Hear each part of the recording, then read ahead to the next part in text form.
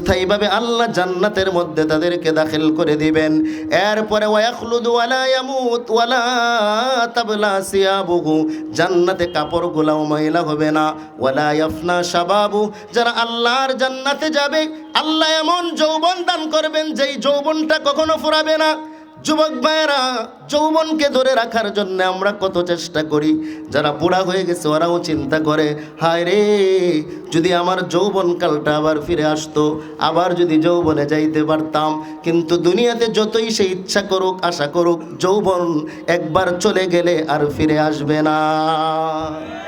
কিন্তু জান্নাতে যারা যাবে, আল্লাহর জান্নাতের মেহমান যারা হবে, আল্লাহর পয়গম্বর বলেন এমন যৌবন আল্লাহ জান্নাতের ভিতরে দান করবেন যেই যৌবনটা কখনোই শেষ হবে না। সুবহানাল্লাহ। জান্নাতের মধ্যে আল্লাহ পাক আরো অনেক বহু নিয়ামত দান করবেন। আল্লাহ বলেন, ও দুনিয়ার মানুষ, দুনিয়াতে যদি মানুষ টাকাওয়ালা হয়, কোটিপতি হয়, শিল্পপতি হয়, তো শহরে তাদের বাড়িঘর থাকে, আবার গ্রামেও তারা গ্রামের মধ্যে বাগান বাড়ি করে। তো জান্নাতে যারা যাবে, দুনিয়ার মানুষ দুনিয়াদার হওয়ার কারণে তারা গ্রামের ভিতরে বাগান বাড়ি করে, সব মানুষগুলা তাকায়া তাকায়া দেখতে থাকে, আমার যেই বান্দাগুলা জান্নাতি হবে, আমি রবকে ভয় করে চলবে, আমি রবের হুকুমগুলা মেনে চলে কবরে আসবে, আমি আল্লাহ তাদেরকে জান্নাত দেওয়ার পরে শুধু একটা জান্নাতের অট্টালিকায় তাদেরকে বসায় রাখবো না, আমি আল্লাহ তাদের জন্য 4টা স্পেশাল বাগান বাড়ি দান করব। সুবহানাল্লাহ। 4টা স্পেশাল বাগান বাড়ি আল্লাহ দান করে দিবেন। দলিল তিরমিজি শরীফের 2527 নম্বর হাদিস। আল্লাহর পয়গম্বর বলেন, ইন্না ফিল জান্নাতি জান্নাতাইন আনিয়াতুহুমা ওয়া মা ফীহিমা মিন ফিদ্দাহ ওয়া জান্নাতাইন মিন যাহাব আনিয়াতুহুমা ওয়া মা ফীহিমা মিন যাহাব। জান্নাতে যারা যাবে আল্লাহ পাক স্পেশাল 4টা বাগান বাড়ি দান করবেন।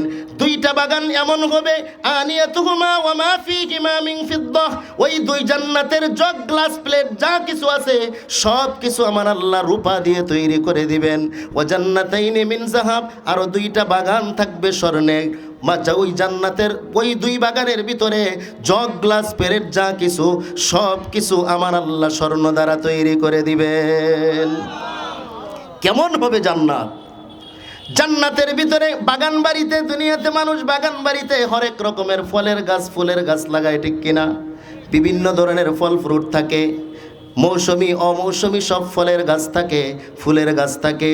আল্লাহ বলে, ও বান্দা, আমি রবকে মেনে যদি কবরে আসতে পারো, কবরে আসার পরে ওই বাগান বাড়ির ভিতরে আমি যেই গাছ দিব, ওই গাছগুলা দুনিয়ার সাধারণ কোনো গাছ হবে না।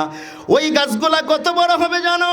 আল্লাহর পয়গম্বর বুখারী শরীফের হাদিসের ভিতরে আসছে, বুখারী শরীফের 4881 নম্বর হাদিস।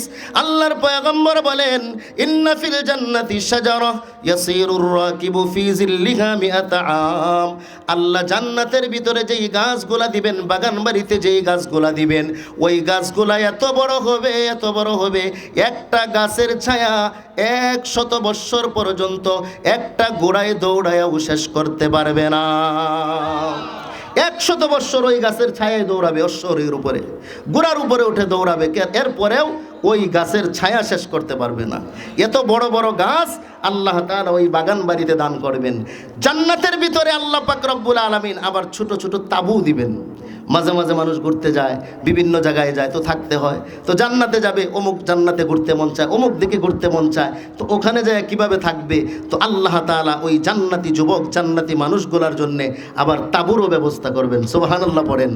এই তিরমিজি শরীফের 2528 নম্বর হাদিস। আল্লাহর রাসূল বলেন, ইন্না ফিল জান্নাতি লাখিমাতাম মিন দুররাতিন মুজাওয়াফা আরজুহা 60 মিলা। জান্নাতের যে তাঁবুগুলা হবে, ওগুলা হবে মণি মুক্তা খচিত। সুবহানাল্লাহ পড়েন। প্রত্যেকটার প্রশস্ততা কত হবে? নবীজি বলেন, আরজুহা 60 মিলা। প্রত্যেকটা তাঁবুর প্রশস্ততা হবে 60 মাইল। আরেকটু আস্তে কোন সুবহানাল্লাহ।